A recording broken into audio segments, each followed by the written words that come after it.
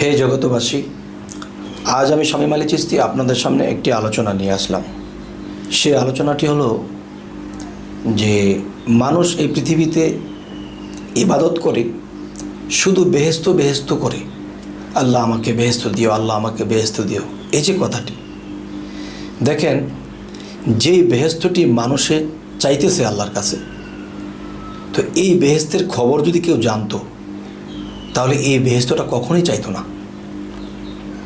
তবে আজকের যে আলোচনাটি হবে কি, যে বেহেস্তের ভিতরেই দোজক রাখা হয়েছে, সেই বেহেস্তের ভিতরেই অশান্তি বা একটা বিষয় কি, বেহেস্ত হলো আরবি ভাষা, বাংলা কি শান্তিময় বা শান্তির স্থানকেই বেহেস্ত বলা হয়। তো এখন বেহেস্ত যারা করতেছে, আল্লাহ বেহেস্ত নাজিল করিয়ে দিও, বেহেস্ত নাজিল করে দিও, আসলে তারা জানে না যে এই বেহেস্তের ভিতরে আল্লাহ দোজক ফিটিং করে রেখেছে। এখন বেহেস্ত শব্দের অর্থ যদি শান্তিময় স্থান বা শান্তিকে বা আরাম আয়েশকেই যদি বেহেস্ত বলা হয়, তাহলে দেখবেন আপনি অনেক কাজ করেছেন, ঘেমে গেছেন, অনেক ক্লান্ত লাগতেছে, অশান্তি লাগতেছে, তখন যখন এসি রুমের ভিতরে ঢুকে পড়েছেন, তখন কি শান্তি, কত শান্তি লাগতেছে। তাহলে দেখবেন এসি রুমে কি কিন্তু মানুষ সারাদিন থাকতে পারে না, সারাদিন সেখানে চলতে পারে না, মানুষের বাইরে বের হতে হয়। তখন দেখবেন বাইরে হওয়ার সাথে সাথেই একটা গরম অনুভব হচ্ছে, একটু কষ্ট হচ্ছে। তার মানে কষ্ট এবং যন্ত্রণা, যেখানে কোনো শান্তি নেই, ওটাকেই দোজক বলা হয়। তাহলে শান্তির ভিতরেই কিন্তু অশান্তি লুকায়িত, আবার অশান্তির ভিতরেই কিন্তু শান্তি লুকায়িত। যেমন দিন কিন্তু সারাদিন থাকে না, দিনের শেষে যখন রাত হয় তখন অন্ধকার, আবার অন্ধকার কেটে গেলে পরে আবার দিন হয়। তো আজকের যে কথাটি বলতে চাচ্ছি, দিনের পরে রাত, আবার রাতের পরে দিন, এই চক্কর খাচ্ছে আজকে সৃষ্টির শুরু থেকে। তাহলে মনে রাখবেন যে বেহেস্ত দোজকটা এরকমই, যে যখন বেহেস্ত যাবে তখন বেহেস্তের পরে আবার দোজকে যেতে হবে, আবার দোজকের পরে আবার বেহেস্ত আসতে হবে।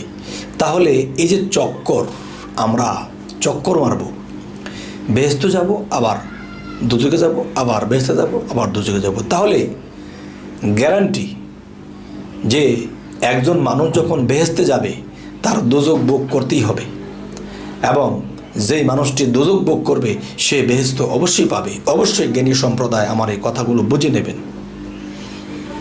তো একটা বিষয় হলো কি, যে একটা হলো বেহেস্ত শান্তি।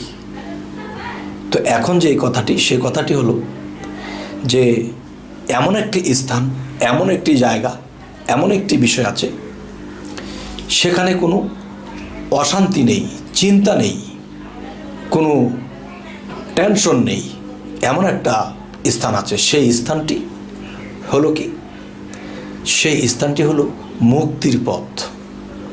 যেমন আল্লাহ কিন্তু বলেছে, আমি মুক্ত, আমাকে অশান্তি স্পর্শ করে না, আমাকে কোনো চিন্তার টেনশন আমাকে গ্রাস করতে পারে না, এবং আমি যা বলি তাই হয়, আমার ইশারায় সব কিছু হয়। তাহলে হে জগতবাসী, এই জগতের মধ্যে যারা শুধু শান্তিটা চাইতেছে বা বেহেস্তটাকে চাইতেছে, তারা অবশ্যই আজকের ভিডিওতে জেনে রাখুক, যেখানে শান্তি সেখানে অশান্তি, এর পিছনে লিঙ্ক দেওয়া আছে। শান্তি যাবে, অশান্তি শুরু হবে, আবার অশান্তি শেষ হবে, আবার শান্তি শুরু হবে। সূর্য ডুবছে, উঠছে, রাত হচ্ছে, দিন হচ্ছে, এই যেরকম চলছে। আর বেহেস্ত আর দোজক জিনিসটা ঠিক এই জিনিসটাই। যাই হোক, আজকের আলোচনা হলো কি, যারা জানে, যারা বোঝে, তারা কখনো বেহেস্ত চাবে না। তারা কি চাবে, যে হে আল্লাহ, তুমি তো মুক্ত, চিন্তা নেই, ভাবনা নেই, তোমাকে কোনো অশান্তি তোমাকে গ্রাস করতে পারে না। তাহলে তোমার যে স্তর, সেই স্তরটাই হলো মূলত শান্তি। তাহলে আমরা যে আছি, করতেছি ভুল ভ্রান্তি, সেটি হলো কি, যে আমরা আল্লাহর কাজ করি, বিনিময়ে সাথে সাথে চেয়ে নিই, আল্লাহ এটা দাও, আল্লাহ সেটা দাও। কিন্তু এমনও পৃথিবীতে লোক আছে যে একজনের উপকার সারা জীবন করেছে, এর প্রতিদানে সে কখনো তার কাছে কিছু চায়নি। তাহলে সেই লোকটি কি হবে? যে আল্লাহর সারা জীবন আল্লাহর কর্ম করে গেছে, কিছুই চায়নি।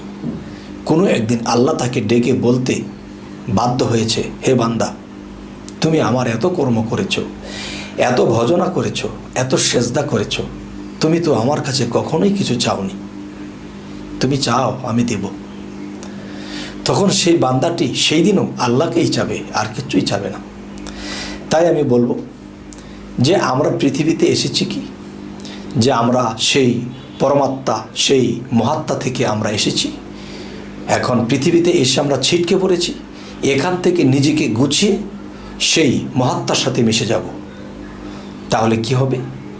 তখন আল্লাহর দ্বারা যা কিছু ঘটতেছে তখন এই মানুষটির দ্বারাও ঘটবে। কেননা আমি যখন পবিত্র করব নিজেকে, তখন আল্লাহ কি কোরআনে বলেছে, যে নিজেকে পবিত্র করলো সেই সফল কাম। তার মধ্যে এসে আল্লাহ একদিন বিলীন হবে।